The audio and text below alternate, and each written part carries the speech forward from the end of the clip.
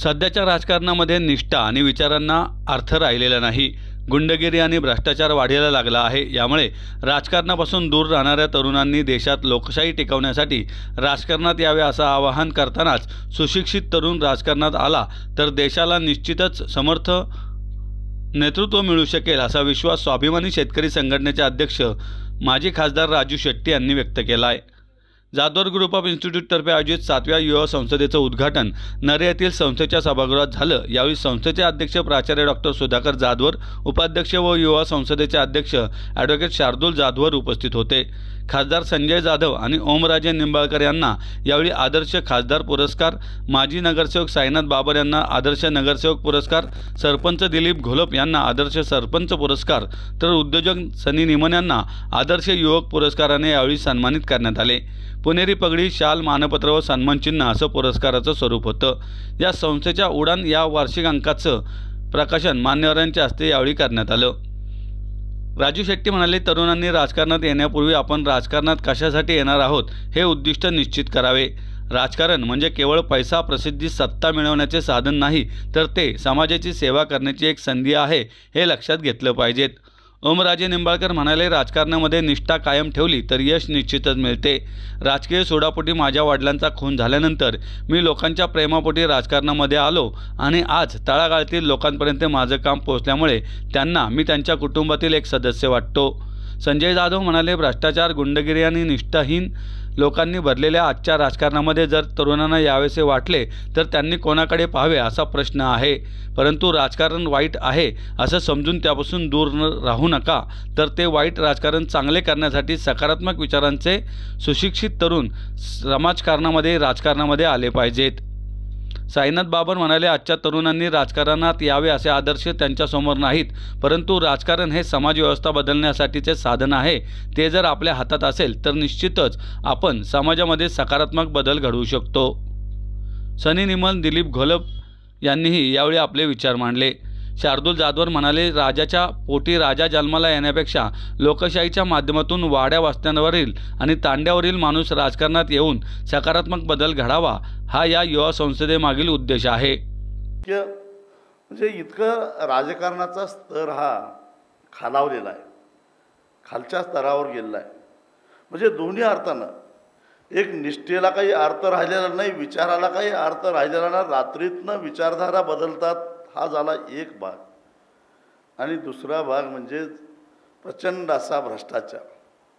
आणि या भ्रष्टाचारामुळं राजकीय व्यक्ती ह्या बदनाम व्हायला लागलेल्या आहेत, आणि ह्याच्याबद्दल सर्वसामान्य लोकांना हे दिसतंय सगळं। मी तुम्हाला सांगतो की भ्रष्टाचार करणाऱ्याला वाटतं की आपण भ्रष्टाचार केला कुणाला कळालं नाही, पण सगळ्यात जास्त लोकांना कळालेलं असतं। कारण घेणारा गुपचूप घेतो, पण देणारा 100 लोकांना सांगतो मी दिलं म्हणून, त्यामुळे तो काही लपून राहत नाही। आणि म्हणून एकूणच राजकारणातल्या लोकांच्या प्रतिमा अत्यंत मलिन झालेल्या आहेत। आणि अशा परिस्थितीमध्ये तुम्हा तरुणांच्या समोर मग काय सांगायचं आणि मग काय दिशा द्यायची असा गोंधळ माझ्यासारख्याच्या सुद्धा मनामध्ये निर्माण होतो। पण हे सुद्धा चित्र बदललं पाहिजे, लक्षात ठेवा। कारण हे सगळं मग कुणीतरी मातेपेरू येतो आणि सांगतो की मग हे सगळंच बंद करा आणि राजेशाही थाट सुरू करा, हुकुमशाही आली पाहिजे। हुकुमशाहीनं प्रश्न सुटणार नाही। जगातला सर्वोत्तम मार्ग, लोकांना, तळागाळातल्या लोकांना न्याय मिळवून देण्याचा सर्वोत्तम व्यवस्था म्हणजे लोकशाहीच आहे, हे लक्षात ठेवा। ह्याच्यामध्ये निश्चित दोष असतील, ते दोष दुरुस्त करता येतील, पण याच्यापेक्षा वेगळी व्यवस्था आज तरी आपल्यासमोर नाही आहे। त्यामुळं हे सगळं वाईट आहे, हे सगळं घाणेरडं आहे राजकारण म्हणजे। आणि याच्यामध्ये आता गुंडागर्दी व्हायला लागलेली आहे, जातीवाद फोपावलेला आहे, आणि म्हणून आपण याच्यापासून लांब राहावं असा विचार करून, कृपा करून बाजूला होण्याचा विचार करू नका। राजकारणी वाईट असतील, पण लक्षात ठेवा राजकारण हे चांगलंच आहे।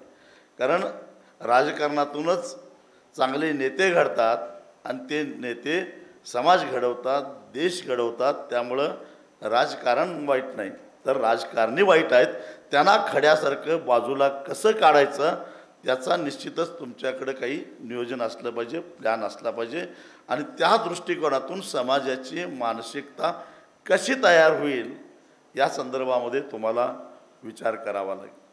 आणि म्हणून साहेब, ज्या दिवशी वडील गेले त्या दिवशी माझा लहान भाऊ, माझी बहीण आणि आई ह्यांच्या देखत मी त्या ठिकाणी सांगितलं की जरी त्यानं एक पवनराजे संपवला असतील त्याच ताकदीचा दुसरा पवनराजे त्याच्या पुढे उभा करून दाखवीन ही शपथ घेऊन बाहेर मी राजकारणात आलो. सर,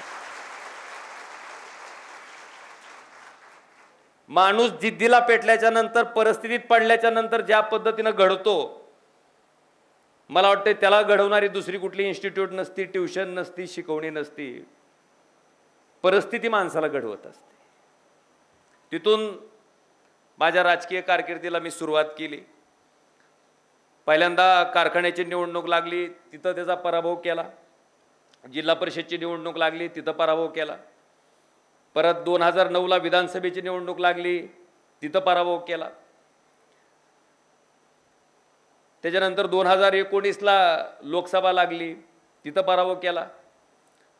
2014ला मात्र दुर्दैवानं अर्ध्या रात्रीच भारतीय जनता पार्टी आणि शिवसेनेची युती तुटली. त्यामुळे माझा त्या ठिकाणी जवळपास 4,500 मतानं पराभव झाला 2014च्या विधानसभेला. ह्या पद्धतीनं मी राजकीय जीवनात त्या ठिकाणी खऱ्या अर्थानं सक्रिय झालो. काम करत असताना म्हणजे हितून काम करायचं शेट्टी साहेब, दाखवण्यासाठी कधीच मी माझ्या आयुष्यात काम कुठलंच केलं नाही, अगदी मनापासून, हृदयापासून. कारण राजकारणात प्रत्येक माणसाचं मत महत्त्वाचं असतं. मग प्रत्येक माणसाचं मत जर आपल्याला मिळवायचं असेल तर त्या प्रत्येक माणसाच्या अडचणीच्या काळात आपण कामाला पडलं पाहिजे. त्याची अडचण दूर करण्यासाठी आपला प्रयत्न त्या ठिकाणी झाला पाहिजे. ह्या भावनेतनं मी आजपर्यंत काम करत आलो आणि तीच माणसाची शिदोरी जमा करत करत करत करत आज इथपर्यंत येऊन पोहोचलो आहे. ही सांगण्यामागचा भाग काय? सहसा आमदार असेल, खासदार असेल, मंत्री असेल, सरपंच असेल, नगरसेवक असेल, मला वाटते ही लोकप्रतिनिधी आहेत आणि ह्या लोकप्रतिनिधीला लोकांची भीती वाटली नाही पाहिजे. नाहीतर प्रत्येक माणसाला, आता आमच्याकडे तर सिंहाची भीती होती शेट्टी साहेब, पद्मसिंहाची. नुसतं यायचं म्हणलं की 5-50 माणसं पुढं ढकलाय असती, तिकडं ही इकडं. जाऊन विचारायचं आणि बोलायचं तर काही संबंधच नाही. पण लोकप्रतिनिधी कसा असला पाहिजे? मी ज्यावेळेस लोकसभेची निवडणूक लढलो, विधानसभा लढलो, माझ्या प्रत्येक निवडणुकीच्या प्रचारात माझं एक वाक्य असायचं. मी त्यांना अपील करायचं, सांगायचं की बाबांनो, ओमराजे दुसरा तिसरा कोणी नसून तुमच्या घरातला सदस्य, तुमचा मुलगा, तुमचा नातू, तुमच्या बहिणीचा भाऊ, ह्या नात्यानं तुम्ही ओमराजेला मतदान करा. हे आव्हान मी माझ्या निवडणुकीच्या प्रचाराच्या काळात करायचो. का? मला मताची गरज होती म्हणून. पण शेट्टी साहेब, ते केलेलं आव्हान मी माझ्या 5 वर्षात कधीच विसरत नाही. निवडून आल्याच्या नंतर सुद्धा स्वतःच्या भावाला, स्वतःच्या वडिलाला, स्वतःच्या नातवाला, म्हणजे घरातल्या सदस्याला जितक्या अधिकारानं लोक काम सांगते तितक्याच अधिकारानं मला सांगतेत, मला वाटतंय, आणि ते मी तितक्याच ताकदीनं करतो. ह्या पद्धतीचं काम मी माझ्या मतदारसंघात साहेब उभा केलं. आपल्या सगळ्या तरुण युवकालाही माझं नम्र निवेदन आहे की हवा तुमची पोस्टर, बॅनर लावून किंवा वाढदिवस साजरा करून होत नाही. हवा कशी होती? तुमच्या गावातली एखादी निराधार महिला असू द्या, निराधार म्हणल्यावर तिला कोणच नसते बिचारीला, त्या महिलेला तुम्ही तहसीलला घेऊन जावा, डॉक्टरकडे घेऊन जावा, तिची निराधाराची 1200 रुपयाची नुसती पगार जरी चालू केली का नाही तर ती म्हातारी अख्ख्या गावाला अरडून घेऊन सांगते, आहे लेकरानं माझी 1200 रुपयाची पगार चालू केली. मला वाटते हवा अशी होती.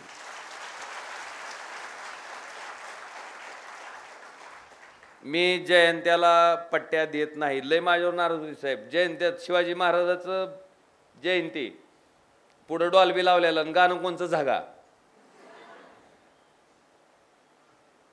मला वाटतं महापुरुषाचा ते अवमान आहे.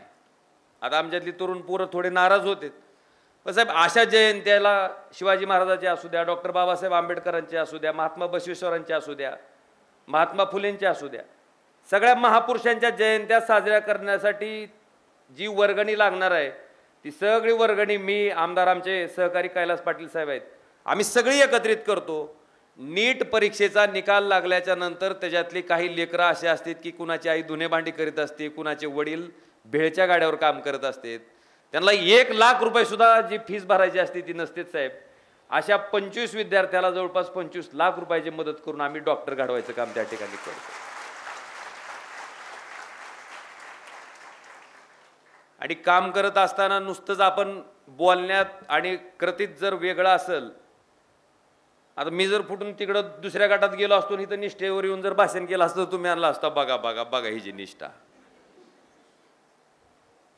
बिलकुल नाही साहेब. तेवढ्याच ताकदीनं मी असेल, जाधव साहेब असतील, आम्ही उद्धव साहेबाच्या मागे ठामपणे उभा आहेत. ठीक आहे, सत्ता गेली तर गेली. बरीच म्हणते ती यार मोदी आहे पुढं पडचाल, म्हणलं पडलं तर पडलं, पण निष्ठा सोडायची नाही. ज्या पक्षानं आमदार केलं, ज्या पक्षानं खासदार केलं, त्या पक्षप्रमुखाच्या पाठीशी अडचणीच्या काळात सुद्धा तितक्याच ताकदीनं उभा राहायचं काम साहेब आम्ही त्या ठिकाणी केलंय. दुसरं घराणेशाहीवर आबा मी बोलायचं.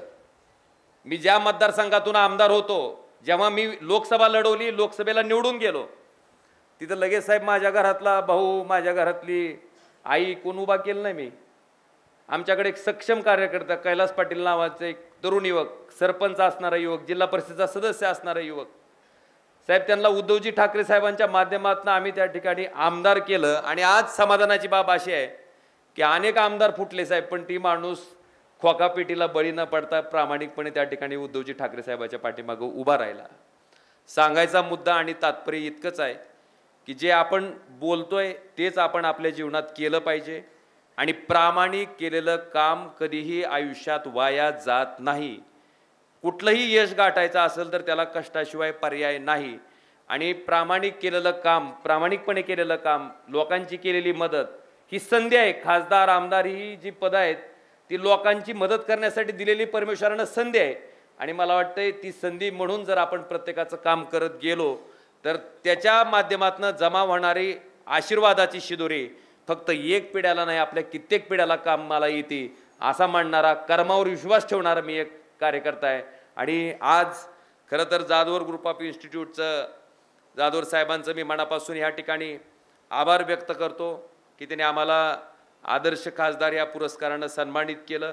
निश्चित या पुरस्कारानं प्रेरणा घेऊन अजून ताकदीनं आम्ही सामान्य माणसासाठी अहोरात्र झटण्याचं काम इथून पुढच्या कालखंडामध्ये सुद्धा अविरतपणे करत राहू. वेळाअभावी बरंच काही बोलायचं होतं, पण आता अजून मान्यवर त्या ठिकाणी बोलणार आहेत, त्याच्यामुळं आपलाही फार न वेळ घेता जाधवर ग्रुप ऑफ इन्स्टिट्यूटचे आभार मानून तुमच्या सगळ्या विद्यार्थ्यांना राजकारणात येण्यासाठी सुद्धा शुभेच्छा देऊन माझ्या शब्दाला मी या ठिकाणी विराम देतो. धन्यवाद. शेवटी राजकारणामध्ये कटुता असावी, परंतु ती निवडणुकीच्या काळापुरती. ज्या दिवशी मतदान संपले, 5 वाजलेत, त्यानंतर आम्ही सगळे एका परिवारातले सदस्य आहोत, ही भूमिका उराशी बाळगून सातत्यानं माणसानं काम केलं पाहिजे. परंतु प्रस्थापिताला हे मान्यच होत नाही. आम्ही नाही तर कोणीच नाही, आमच्याशिवाय दुसरा होणे शक्यच नाही, अशी भावना सातत्यानं प्रस्थापितांनी ह्या ठिकाणी बाळगलेली आहे. आणि त्या अनुषंगानं सामान्य परिवारातल्या माणसाला राजकारणामध्ये प्रवेश करून ह्या ठिकाणी स्वतःचं अस्तित्व निर्माण करताना खूप यातना होत्यात, ही वस्तुस्थिती आहे. आता ही देशातली युवा पिढी आदर्श संसद, आता ह्या लोकांनी राजकारणात यावं तर काय बघून यावं आजच्या परिस्थितीमध्ये जर विचार केला तर असं मला वाटतं. एकीकडे देशाचे पंतप्रधान एका जाहीर सभेमध्ये राष्ट्रवादी नॅशनल करप्ट पार्टी म्हणून उल्लेख करतात. 70,000 कोटीचा सिंचन घोटाळा केला, शिखर बँकेचा घोटाळा झाला. एखाद्या राजकीय व्यक्तीनं बोलणं हे ठीक आहे हो, पण देशाच्या सर्वोच्च पदावर बसलेल्या व्यक्तीनं अशा पद्धतीचं बोलणं आणि तिसऱ्याच दिवशी त्या व्यक्तीचा राज्याचा उपमुख्यमंत्री म्हणून त्याचा सन्मान करणं, हे किती राजकीय लोकांना पटणार आहे हे बी मला जरा कळू द्या. मग ह्या युवा पिढीनं कोणाकडे बघायचं आहे? मग इथं जर कोण कुणासंग कोणतं वासरू कोण्या गाईला प्यायलं हेच कळत नाही, ओमराजेच्या भाषेमध्ये म्हणायचं झालं. आता पक्ष म्हणले की राष्ट्रवादी म्हणले की कोणता लोक म्हणायला लागलेत, एक अभि, शिवसेना कोणती म्हणले की एक अभि. ही दयनीय अवस्था जर ही राजकारणामुळे जर होणार असेल तर समाजामध्ये सामान्य माणसानं उभं राहायचं कसं आणि राजकारणामध्ये पाठबळ देऊन त्याला राजकारणात यायची इच्छा तरी कशी होईल, असं माझं मत आहे. परंतु आपण जर भेऊ बसलो आणि हे जर आपण सगळं गलिच्छ आहे आणि आपल्याला इकडे जायचंच नाही, अशी जर तुम्ही मनाशी उराशी जर ही आशा बाळगून किंवा एखादी हिंमत खसून जर तुम्ही जर भूमिका घेताल तर तुमच्या देशावर हुकुमशाही आल्याशिवाय राहणार नाही. ही वस्तुस्थिती मी तुम्हाला आज या निमित्तानं सांगू इच्छितो. त्यामुळे तुम्हाला आम्हाला जागरूक राहावंच लागल. आम्ही तर आता एका वयाची मर्यादा ओलांडतोय, पण तुमची तर सुरुवात आहे. पण तुम्ही ही सुरुवात करताना नैराश्यातून नको, आशेतून केली पाहिजे. कारण शेवटी तुमच्यावरच सगळा देश अवलंबून आहे. तुम्ही घडवणार आहात उद्याची पिढी आणि त्यासाठी तुम्हाला स्वतःला सशक्त राहावं लागल. जे सशक्त राजकारणाची या ठिकाणी जी व्याख्या मांडलेली आहे ती सशक्त राजकारणाची व्याख्या मांडायची असेल तर प्रबोधनापासून दूर राहावं लागल. कोणत्याही आमिषाला बळी पडावं लागणार नाही. आणि जे सत्य आहे बघा, सत्य परेशान हो सकता है पराजित नाही. त्यामुळे तुम्हाला सत्याची कास धरून चालावं लागल. निश्चित देशामध्ये परिवर्तन चांगल्या प्रकारचं घडून येईल, यामध्ये कुठल्याही मनामध्ये शंका बाळगायचं कारण नाही.